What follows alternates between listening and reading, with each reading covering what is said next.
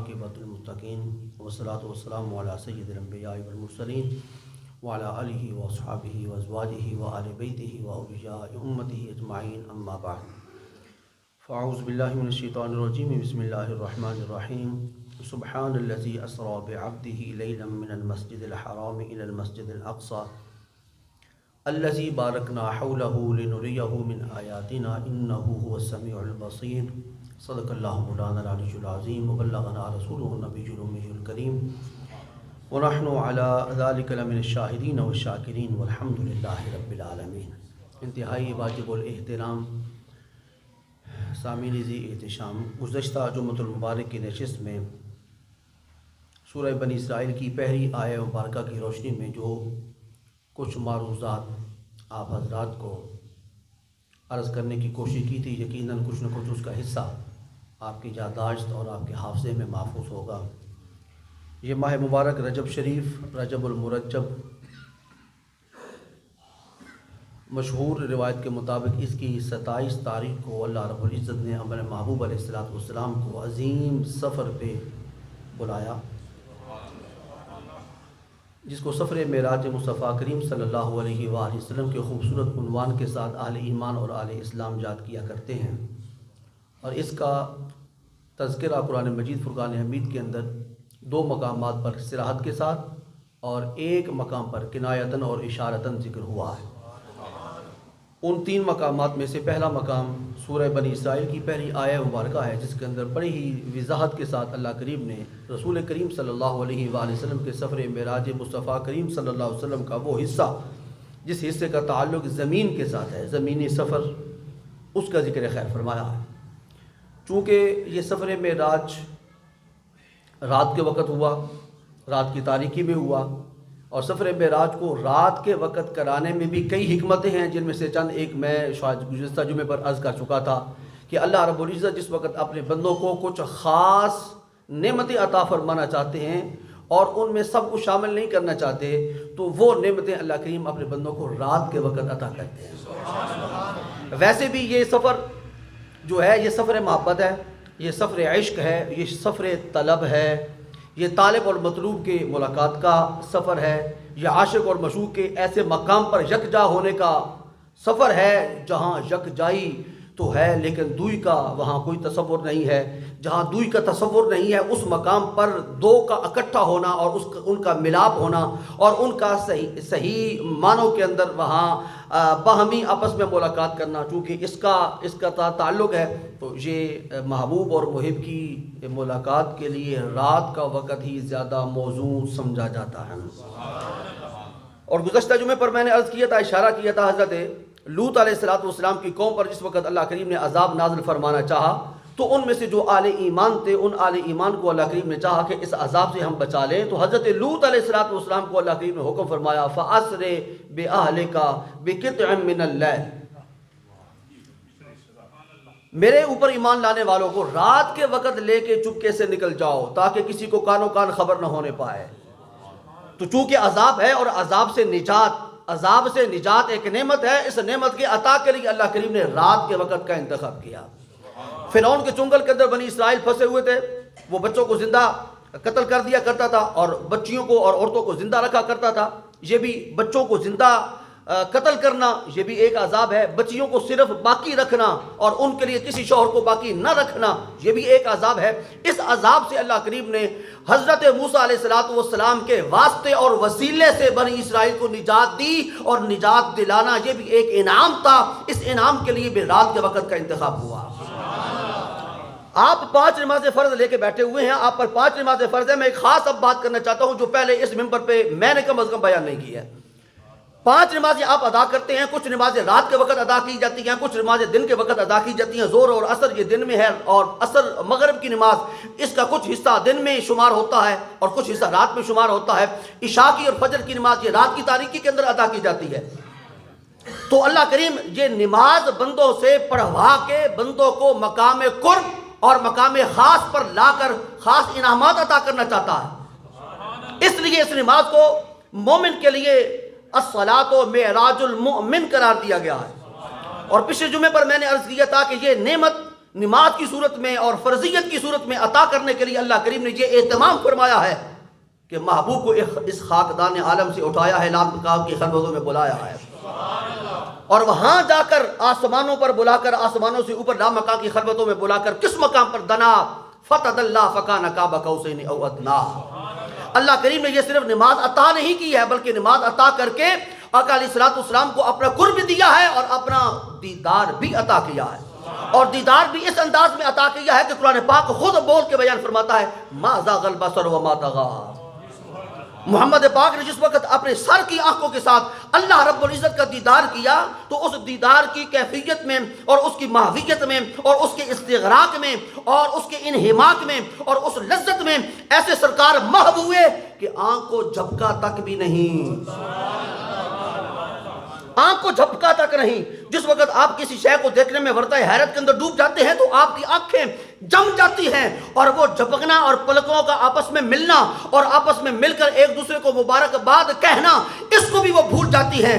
اس لیے محمد پاک کی اس کیفیت دیدار کو بیان کرتے ہوئے قرآن نے کہا ما زاغ البصر وما طغی۔ دو صفات بیان ہوئی اس کے اندر۔ پہلی صفت کیا ہے کہ محبوب نے مجھے دیکھا اور دیکھنے کے لیے اس آنکھ کو استعمال کیا، اور یہ آنکھ روح کی آنکھ نہیں، یہ جسم کی آنکھ ہے۔ یہ بیان کر کے اللہ کریم فرمانا چاہتے ہیں جو لوگ دنیا کے اندر یہ کہتے ہیں کہ میں نے اپنے محبوب کو خواب میں دیدار کرایا ہے وہ بھی جھوٹے ہیں، اور جو کہتے ہیں یہ روحانی معراج ہے وہ بھی جھوٹے ہیں۔ نہ روحانی ہے نہ ہی منامی ہے، یہ تو جسمانی ہے، جسمانی ہے، یہ تو جسمانی معراج ہے۔ اللہ جس وقت آنکھیں بند ہو جاتی ہیں، جسم سے روح نکل جاتی ہے، اس وقت اگر کسی کو کوئی شے دکھائی جائے تو اس کو بصارت نہیں کہا جاتا۔ بصارت اس وقت کہا جائے گا کہ جس وقت بندے کا جسم بھی موجود ہو اور جسم میں روح بھی موجود ہو۔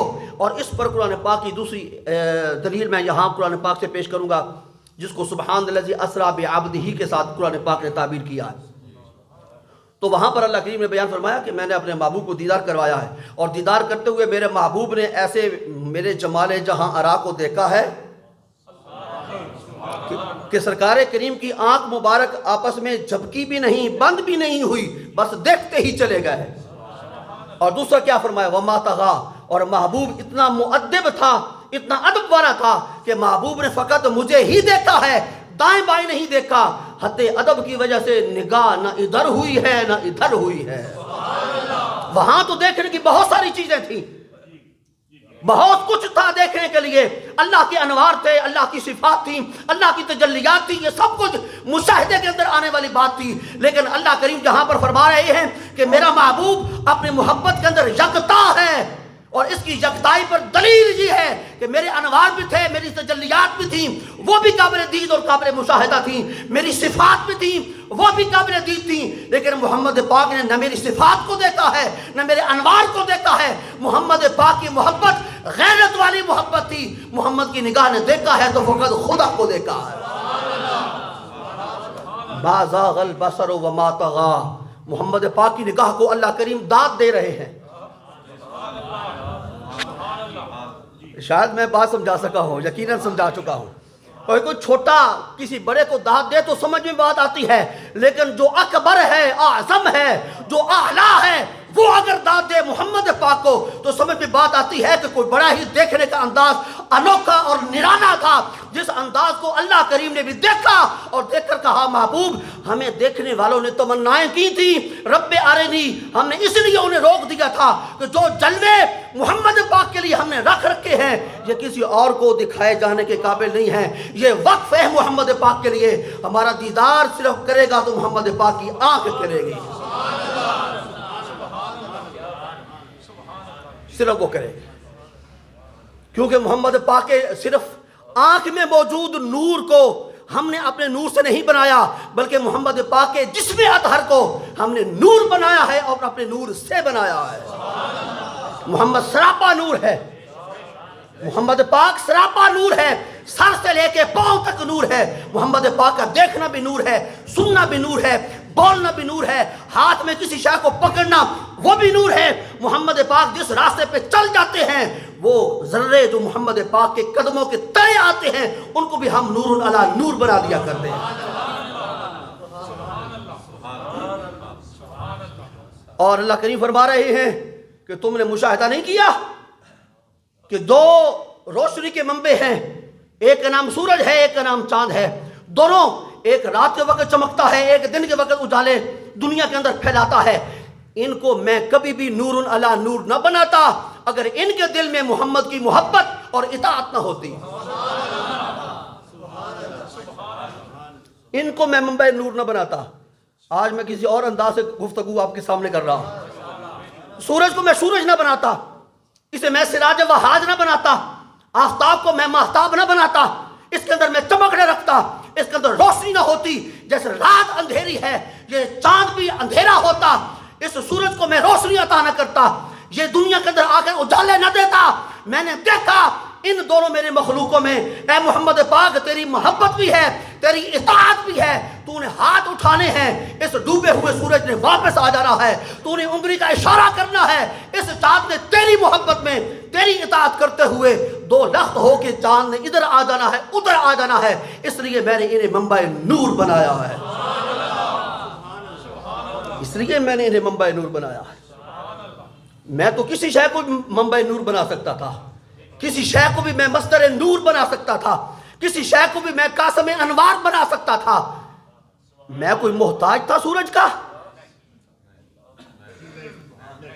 تھوڑا سا ساتھ دینا آپ، کوئی میں فلسفہ تو نہیں چاہتا۔ اللہ فرما رہے میں کوئی محتاج تھا دنیا میں روشنی پھیلانے کے لیے دن میں سورج کا؟ میں کوئی محتاج تھا ذوف شانی کے لیے رات میں چاند کا؟ میں محتاج نہیں، محتاج الہ ہوں، ہر محتاج کی ہر حاجت کو اور ہر ضرورت کو پورا کرنے والا ہوں۔ میں تو ذرے سے بھی روشنی پیدا کر سکتا ہوں، میں سورج کے بغیر بھی روشنی دے سکتا ہوں، میں رات کے وقت چمکنے والے چاند کی ذوف شانی کے بغیر بھی اور روشنیاں مہیا کر سکتا ہوں، کیونکہ میں اللہ نور السماوات والارض ہوں۔ آسمانوں کا بھی نور میں ہوں، زمینوں کا بھی نور میں ہوں، میں نہ چاند کا محتاج ہوں نہ سورج کا محتاج ہوں۔ یہ چاند اور سورج میری مخلوقات ہیں۔ جب میں نے ان مخلوقات کو دیکھا تو ان کو بھی میں نے ایک دل دے رکھا تھا، اس دل میں جب میں نے نگاہ الوہیت ڈالی تو الوہیت کی نگاہ نے مجھے بتایا کہ یہ تیری مخلوق ہے لیکن تیرے محمد کے ساتھ پیار بھی کرتی ہے، اطاعت کا جذبہ بھی رکھتی ہے۔ آج آپ کو چاند کی اور سورج کی حقیقت بھی سمجھا دی ہے کہ چاند چاند کیسے ہے، سورج سورج کیسے ہے۔ یہ سورج سورج نہ ہوتا، یہ چاند چاند نہ ہوتا اگر اللہ کے محبوب کی محبت اس کے دل میں موجود نہ ہوتی۔ ما زاغ البصر وما طغى، اس پر تو انشاءاللہ ہم کلام کریں گے جس وقت اس آیت کریمہ کی طرف بڑھیں گے۔ آئیے آج میں صرف 3 الفاظ پر اس آیت پاک کے 3 الفاظ پر بات کرنا چاہتا ہوں۔ ایک لفظ سبحان ہے، ایک اسرا ہے اور ایک بے عبدہی ہے۔ آیت کریمہ کا ترجمہ گزشتہ جمعہ پر میں نے عرض کر دیا تھا۔ سبحان مصدر ہے، کیا جی؟ اس سے ہر شے نکلتی ہے، اور اللہ کریم نے جہاں پر فعل کا ذکر نہیں کیا مصدر کا ذکر کیا اور سبحان کو منصوب رکھا۔ طلباء تشریف فرما ہے میرے دارالعلوم قمرالعلوم کے، وہ سمجھ رہے ہیں کہ میں کیا عرض کرنا چاہ رہا ہوں۔ یہ منصوب ہے، اور کلام کا آغاز اگر اسم کے ساتھ ہو، نام کے ساتھ ہو، نون کے ساتھ ہو تو وہاں پر جو اسم آتا ہے وہ مرفوع ہوتا ہے مبتدا ہونے کی بنا پہ، یہاں پہ منصوب ہے۔ اللہ کریم نے فرمایا میں اپنا انداز اور اسلوب اور منہج بدل رہا ہوں، اس لیے کہ یہاں پر جس معجزے کا ذکر ہو رہا ہے وہ بھی انوکھا ہے، کلام کا آغاز بھی انوکھے انداز سے کرتے ہیں،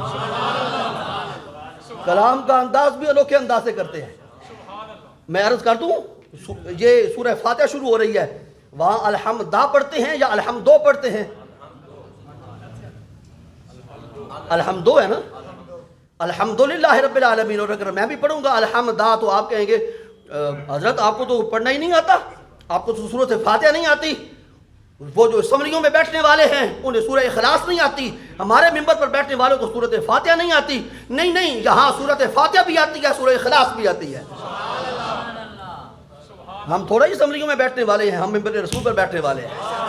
ہمیں اللہ اور اللہ کے رسول نے رسول اللہ کے ممبر کا، محراب کا، مصلی کا وارث بنایا ہے۔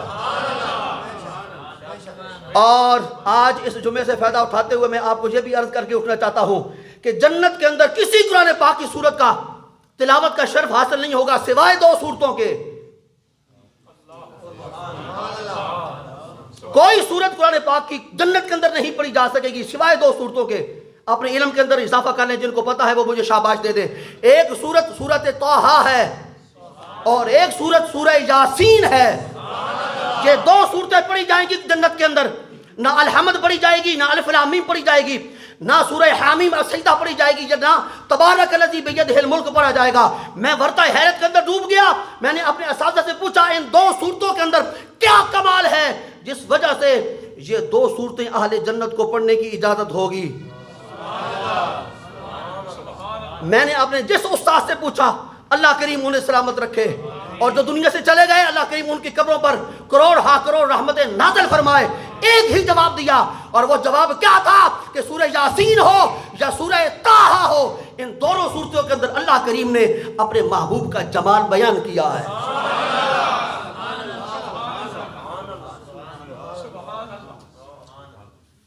کوئی لطف آ رہا ہے کہ نہیں آ رہا؟ کوئی 10 روپے نہ منگے جان ان فائدہ اٹھا کے، نہیں 10 روپے کیا مانگنے، دعا دے دیں اللہ کریم میری آخرت سنوارے. اور میں دعا دیتا ہوں ممبر رسول پر بیٹھ کر متبرک لمحات میں، اللہ کریم آپ کی دنیا بھی سنوارے، اللہ کریم آپ کی آخرت بھی سنوارے. آپ نے ایک دعا دی ہے نا، میں نے 2 پیش کر دی. مولوی اور کیا دے سکتا ہے بیچارہ سوائے دعا کے؟ اللہ اکبر. سورہ طٰہٰ میں اور سورہ یاسین میں اللہ رب العزت نے اپنے محبوب کے جمال کا، حسن کا، کمال کا، جود کا، نوال کا، عزت کا، آبرو کا، مقام کا، مرتبے کا ذکر کیا ہے. لفظ طٰہٰ ہی ہے نا، آل محبت تو اسی کے اندر ڈوب کے رہ جاتے ہیں. طٰہٰ کا مطلب پتہ کیا ہے؟ یہ طٰہٰ کا معنی ہے اے 14ویں کے میرے محبوب چاند. اے محبوب تو میرا 14ویں کا چاند ہے. ہاں تھوڑے وقت میں کیا کیا عرض کروں. لفظ سبحان پہ بات کرتے ہیں. اس کو منصوب کیوں ذکر کیا؟ یہ مصدر ہے اور کلام کا آغاز ہو رہا ہے. اس سے پہلے سورت ختم ہو گئی ہے سورۃ النحل، اور یہ سورہ بنی اسرائیل شروع ہو رہی ہے. تو آغاز کے اندر تو اس کو مرفوع ہونا چاہیے، پیش ہونے چاہیے سبحانو. فرمایا نہیں، یہ مصدر ہے اور منصوب ہے. مصدر ہے اور علمی بات. اور اس سے پہلے فعل معذوف ہے. مولا کریم اس سے پہلے فعل کیا معذوف ہے؟ فرمایا اس سے پہلے کئی فعل معذوف ہو سکتے ہیں. پہلا سبح سبحان الذی، اور سبحان کا معنی میں نے پہلے جمعے پر عرض کیا تھا. سبحان کا معنی ہے وہ پاک ہے، پاکیزہ تر ہے، مبرہ ہے، منزہ ہے، مقدس ہے، صاحب تقدیس ہے، صاحب تنزیہ ہے، ہر عیب سے پاک ہے، ہر قوت کا مالک ہے، جو چاہتا ہے کرتا ہے، ایک بھاری بھرکم وجود کو زمین سے خاکدان عالم سے اٹھاتا ہے اور جنت کی سیر کراتا کراتا لامکا کی خلوتوں میں لے جاتا ہے. سبحان. اور تو اور میں جس وقت سبحان اللہ کہتے ہیں تو کوئی عجیب شے دیکھتے ہیں، حیران کن چیز دیکھتے ہیں، جو خوشی کی کیفیت طاری ہوتی ہے، پھر ہم کہتے ہیں سبحان اللہ میرا پاک پروردگار، یہ میں تو کام نہیں کر سکتا تھا، تو پاک ہے، تو نے مجھے سے یہ کام کروا دیا. سبحان اللہ. پاکی تجھے ہے. پاکی بندہ نماز پڑھنے کے لیے ہاتھ اٹھاتا ہے اللہ اکبر، اور پھر زیر ناف اپنے ہاتھ باندھ دیتا ہے. کیا عرض کرتا ہے؟ سبحانک اللہم، اے اللہ تیری ذات پاک ہے، تیری ذات پاک ہے.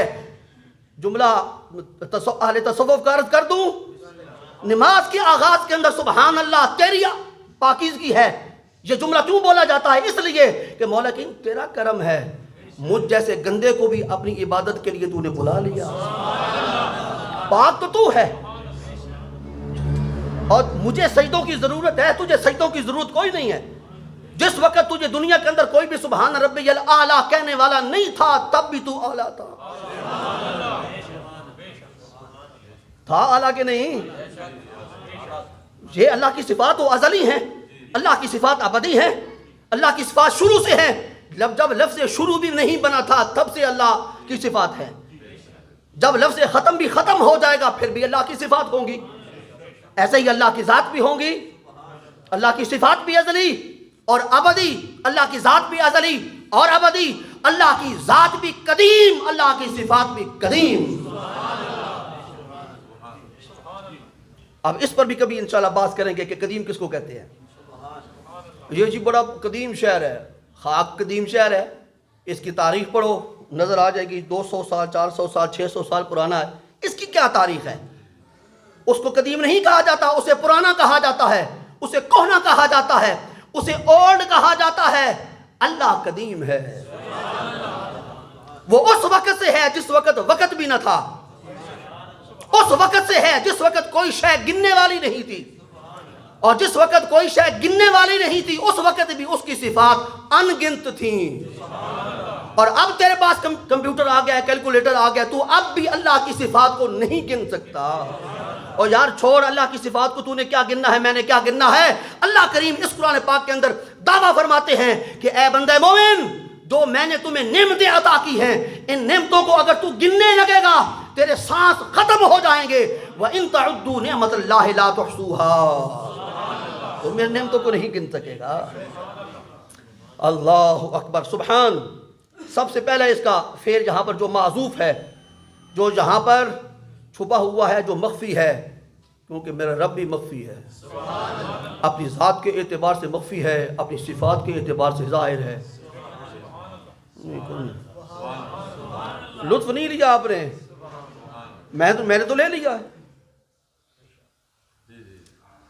میں نے تو چمچ بھری ہے علم کی، اور میرے کام و دہن کے اندر گئی ہے، اور میرے من کے اندر جو ایمان کا میدہ ہے اس نے بڑی حلاوت لی ہے۔ اللہ اپنی ذات کے اعتبار سے پوشیدہ، اپنی صفات کے اعتبار سے ظاہر۔ اسی لیے قرآن پاک نے اللہ کی صفات کو بیان کرتے ہوئے فرمایا هو الاول والآخر والظاہر والباطن۔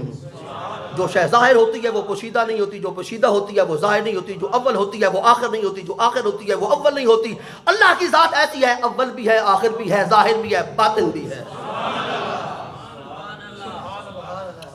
ذرا توحید بھی سن لیا کرو کسی وقت، اور توحید ہی تو تیرے میرے ایمان کا مدار ہے، تیرے میرے کلمے کا آغاز ہی توحید سے ہو رہا ہے۔ اور توحید کو بیان کرنے سے پہلے اللہ کریم نے سب سے پہلے موحد کو لا کی تلوار دی ہے، لا کی تلوار۔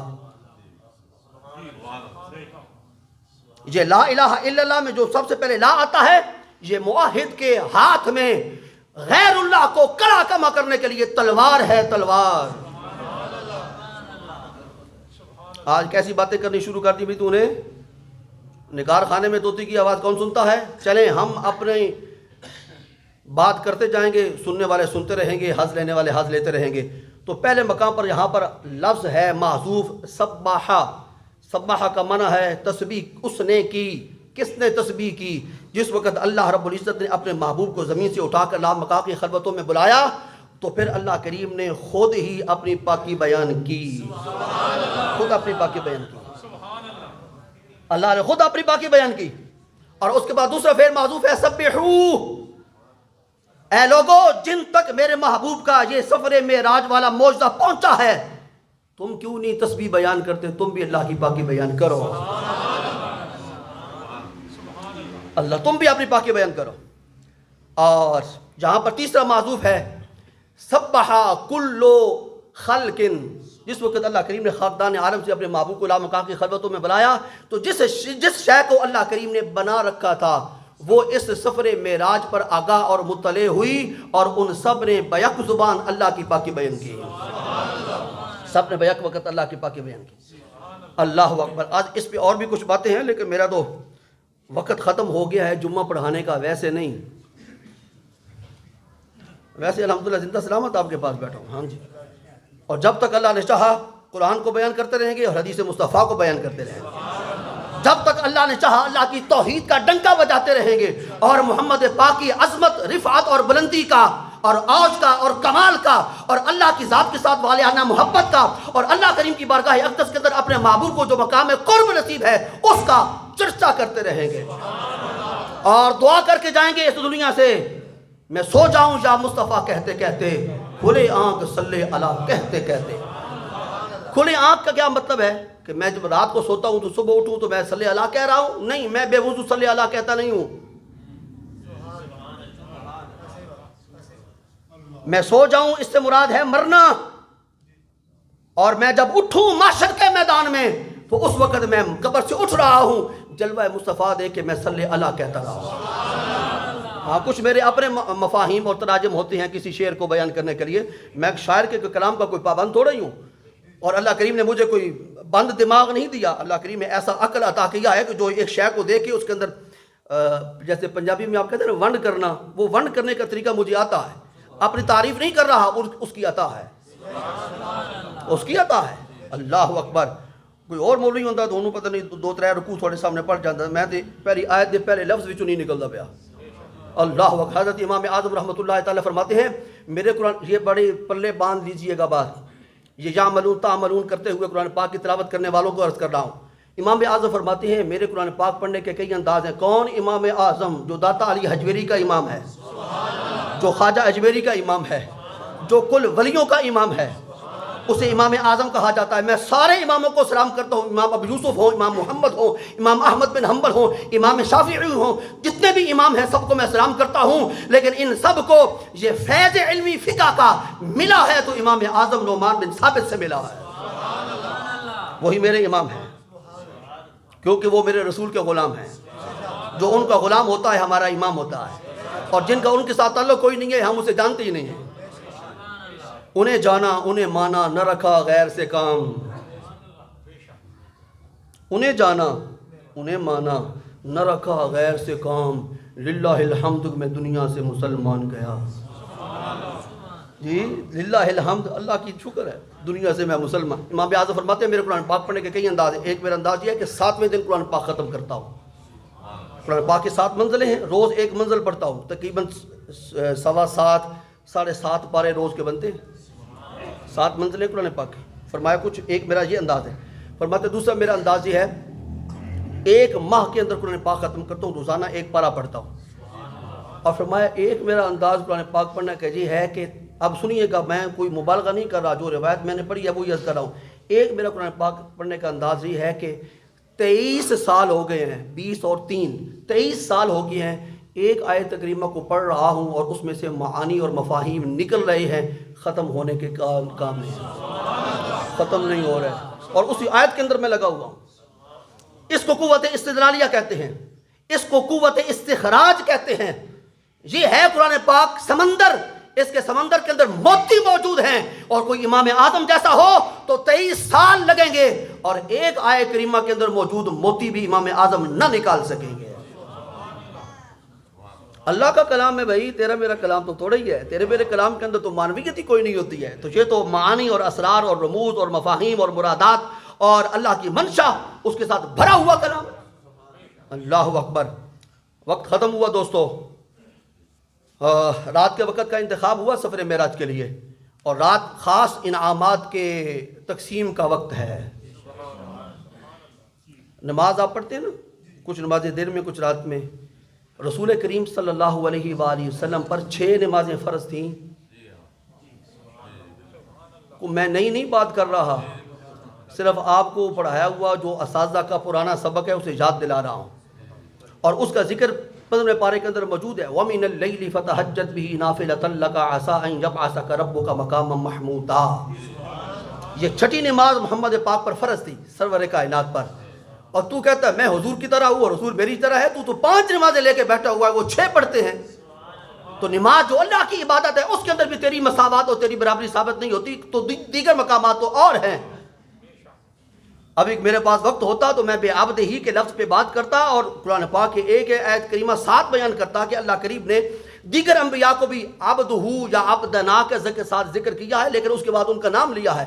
لیکن محمد پاک کا جہاں ذکر کیا ہے صرف عبد کا ذکر کیا ہے، ساتھ نام نہیں لیا. اس کا مطلب کیا تھا؟ اس کا فقط اس کے علاوہ اور کوئی مطلب نہیں ہے کہ دیگر انبیاء کرام ایک دوسرے کے ساتھ عبادت میں اور عبودیت میں اور اللہ کی عبادت کرنے میں ایک دوسرے کے برابر ہیں. ان انبیاء میں بھی کوئی ایسا نہیں ہے جو محمد پاک کی عبودیت میں شامل ہو. یہ بڑا خوبصورت میرا ایک نقطہ ہے، کبھی آپ سنیں گے تو آپ محظوظ ہوں گے. لیکن جو صاحب علم ہیں یا علم کے ساتھ ذوق رکھنے والے ہیں، رات کے وقت اللہ کریم نے فرمایا محبوب میں یہ جو تہجد کی نماز ہے یہ رسول کریم کے لیے دن میں بھی تو فرض کی جا سکتی تھی. صبح سے لے کے زور تک تھوڑا وقت ہوتا ہے. یا صلح عصر کے بعد سجدہ کرنا حرام ہے. ہم آپ کو امتیازی ایک وصف عطا کرنا چاہتے ہیں. ایک چھٹی ہماری نماز پڑھیے، آپ عصر سے لے کے مغرب تک ہماری نماز تہجد ادا کر لیجئے. لیکن ایسا نہیں کیا گیا. اس لیے کہ ایک خاص نعمت اللہ کریم نے اس نماز کے صدقے میں اپنے محبوب کو عطا کرنی تھی، اور جو خاص نعمت عطا کی جاتی ہے اس کے لیے رات کا انتخاب ہوتا ہے۔ فرمایا محبوب رات کے پچھلے پہر میں جس وقت کل کائنات سوئی ہوئی ہوتی ہے اور خواب غفلت کے اندر وہ مصروف ہوتے ہیں اور خرگوش کی مزے کی نیند سو رہے ہوتے ہیں اور غفلت کی چادر انہوں نے اوڑھ رہی ہوتی ہے، اور میرا دربار گوہربار رات کے وقت کھلا ہوا ہوتا ہے۔ اول تو میرے دربار کا دروازہ ہی کوئی نہیں، اگر دروازہ کنسیڈر کر بھی لیا جائے میں رات کے وقت سارے دروازے کھول دیتا ہوں اور آسمان دنیا پہ اپنی یعنی شان نزول اجلال کرتا ہوں اور اپنے بندوں کو بلاتا ہوں، حل من تائب، ہے کوئی توبہ کرنے والا؟ میں بالکل اس کے قریب آ گیا ہوں، اپنی ذات کے اعتبار سے، اپنے علم کے اعتبار سے، اپنی صفات کے اعتبار سے، اپنی شایان شان، اپنے وجود کے اعتبار سے اس کے قریب آ گیا ہوں۔ وہ مجھ سے توبہ کرے، میں اس کی توبہ کرنے کے لیے تیار ہوں۔ حال من مسترزقین، ہے کوئی رزق کا چاہنے والا جو بینکوں کے اندر موجود اپنے سودی نظام کو خاتمہ چاہتا ہو اور مجھ سے فراوان رزق کے حلال چاہتا ہو؟ آج میں رزق کے سارے خزانے لے کے آ گیا ہوں، ہے مجھ سے کوئی رزق کا مطالبہ کرنے والا تاکہ میں اپنی جناب خاص سے اسے رزق وافر عطا کروں؟ اور اس کے بعد اعلان ہوتا ہے کوئی بیمار جو مجھ سے شفا چاہتا ہو؟ میں شفا دینے کے لیے تیار ہوں۔ حل من سائل، ہے کسی کے دل کے اندر کسی قسم کا کوئی سوال تو اس کے من کے اندر یہ بات ہونی چاہیے کہ مجھ سے بہتر اس کی سوالات کو پورا کرنے والا کوئی نہیں ہے، میں قریب آ گیا ہوں، مجھ سے مانگو۔ یہ بھی رات کے وقت اعلان ہوتا ہے۔ اے محبوب، ہم رات کے وقت میں بندوں کو اپنا قرب خاص عطا کرتے ہیں اور اس قرب خاص میں ہم بندوں کو اپنے خاص انعامات سے نوازا کرتے ہیں۔ اے محبوب، ہم آپ کو بھی ایک مقام عطا کرنا چاہتے ہیں جو آدم سے لے کے حضرت عیسیٰ تک کسی کو نصیب نہیں ہوا، بندوں میں سے کسی کو کیسے نصیب ہو سکتا ہے؟ اور وہ ہے عسیٰ ان یبعثک ربک مقاما محمودا۔ ہم آپ کو مقام محمود عطا کرنا چاہتے ہیں، اس لیے وَمِنَ اللَّيْلِ فَتَهَجَّدْ بِهِ نَافِلَةً لَكَ، ایک اضافی نماز تہجد وہ آپ پر ہم لازم کرا دے رہے ہیں۔ جس وقت کل کائنات سو رہی ہو، آپ 4 7 8 10 نفل پڑھ کے ہماری بارگاہ میں اپنی عبودیت کا نذرانہ پیش کیجئے۔ اس کے مقام برابر میں ہم جنت میں آپ کو معاشر کے میدان میں وہ مقام عطا کریں گے جس مقام کو دیکھ کر سارے آپ کی تعریف کریں گے۔ مقام محمود کی سمجھ آئی؟ مقام محمود کیا ہے؟ وہ مقام جس پر سرکار تشریف فرما ہوں گے تو سب آپ کی تعریف کریں گے، اس کو مقام محمود کہا جاتا ہے، اور یہی مقام شفاعت ہے، یہی مقام وقت نہیں ہے میں مقام شفاعت پہ بات کرتا نا تو پھر اللہ اکبر سر ناز سرکار کریم محشر کے میدان میں جھکائیں گے اور محشر کی سرزمین پر پیشانی نبوت آئے گی، نہیں پیشانی محبوبیت آئے گی، اور محب عرش پہ جلوہ فگن ہوگا۔ اوپر سے آواز آئے گی ارفع راسک یا محمد، اے محمد پاک محبوبیت کی جبین کو محشر کے میدان سے اٹھائیے۔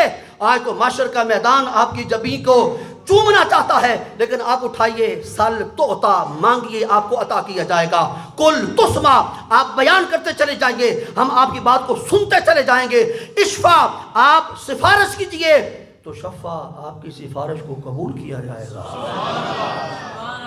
یہ مقام محمود ہے، اور رحمت کائنات صلی اللہ علیہ وآلہ وسلم نے ارشاد فرمایا یہ مقام محمود سے استفادہ کرنے کے لیے جو آدمی چاہتا ہو کہ میں اس سے فائدہ اٹھاؤں، اسے چاہیے کہ ہر آذان کے بعد پڑھی جانے والی دعا کو، جسے دعائے وسیلہ کہا جاتا ہے، پڑھے۔ اللہ کریم کی بارگاہ میں محمد پاک فرماتے ہیں مجھے قوی امید ہے کہ جب مجھے مقام شفاعت عطا ہوگا تو اس اذان کے بعد دعا پڑھنے والے کے لیے میں سفارش کروں گا۔ نسخہ عرض کر دیا، اور جو بیمار ہیں گناہوں کے اور شفاعت کے دوا کے طالب ہیں وہ اذان کو خاموشی کے ساتھ سنیں، سارے کام کاج چھوڑ دیں۔ حدیث پاک کے اندر یہ بھی بیان کیا گیا، ہم اس لیے یہ بات بیان کرتے ہیں کہ سیویلائزڈ دور میں ہم اپنے کاموں کے اندر مصروف و مشغول ہوتے ہیں، اذان شروع ہو جاتی ہے ہم کوئی بادر نہیں کرتے، ہوتی ہے جی مسیتیاں نہ کم ہے انہوں نے اس اذان تو علاوہ اور کام ہی کوئی نہیں نا، شکر ہے الحمدللہ ہمیں تو نے یہ قوم دیا ہے کہ ہم 5 وقت تیرا نام بلند کرتے ہیں اور لوگوں کی سماعتوں کے ساتھ تیرے نام میں پاک کی آواز کو ٹکراتے ہیں، مس کرتے ہیں، تو تیرا احسان ہے، ہاں تیرا احسان ہے۔ تو اذان کا ہم لحاظ نہیں کرتے۔ بیان فرمایا گیا ہے جو بندہ اذان شروع ہو جائے اور اس کے بعد خاموشی اختیار نہیں کرتا، اپنے کام کاج کے اندر مصروف و مشغول رہتا ہے، اس کے سوء خاتمہ کا اندیشہ ہے، اس کے برے خاتمے کا اندیشہ ہے۔ بھئی اللہ کا نام لیا جا رہا تھا اور تو شاپروں کے اندر ساز و سامان دوسروں کو پیک کر کے دے رہا تھا۔ فرمایا گیا یہاں تک کہ اذان شروع ہو جائے کہ بندہ قرآن پاک کی تلاوت کر رہا ہو تو قرآن پاک کو بند کر دے۔ جب قرآن پاک کو بند کرنا ضروری ہے تو اپنی زبان کو بند کرنا، اپنے کاروبار کو بند کرنا، اپنی گفت و شنید کو بند کرنا، میٹنگ کو کچھ وقت کے لیے معطل کر دینا، اور یقیناً اس کا فیض دوستو یہ ملے گا کہ جو اذان کا احترام کرے گا 5 وقت بعد جماعت نماز ادا کرنے کی اسے توفیق ملے گی۔ وما علیہ الا البلاغ۔